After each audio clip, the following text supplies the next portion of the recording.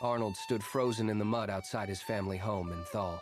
The single window glowed with a faint, flickering light. Inside, his father's voice cut through the wooden walls, sharp and cold.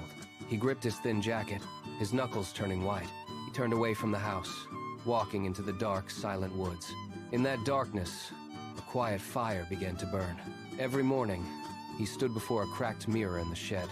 He didn't see the boy from Thal. He saw a giant. One afternoon, he pushed open the heavy door of a local gym. The smell of rusted iron and sweat hit him like a revelation. He picked up a heavy barbell. His palms tore, but he didn't drop the weight. He lifted until his arms shook uncontrollably. Arnold placed his calloused, bleeding hands on the table. His father just turned the page. The silence was louder than any shout. That night, Arnold packed a single bag.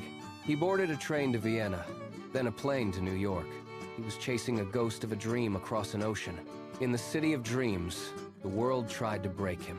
People laughed at his thick accent. They called him a freak. He walked into a gym, stripped off his shirt, and began to lift. He looked at the wall, visualizing the stage, the lights, and the glory. He entered bodybuilding competitions one after another. He won his first title, then his second, becoming a king in a world of iron. Then came the movie sets. He memorized lines until his throat was dry. He stood behind a podium as a governor, his voice steady and commanding.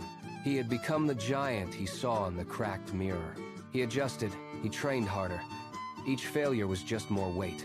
He was a man of myth and steel, battling his own tongue to speak the language of legends. He won his titles, becoming a king in a world of iron, a man of myth and steel. Yet, in the quiet of his private office, he looked at his hands. The real victory was the distance he had traveled from that dimly lit window. He had built a mountain out of the stones people threw at him. He stood tall, not for the cameras, but for the boy who once stood in the dark.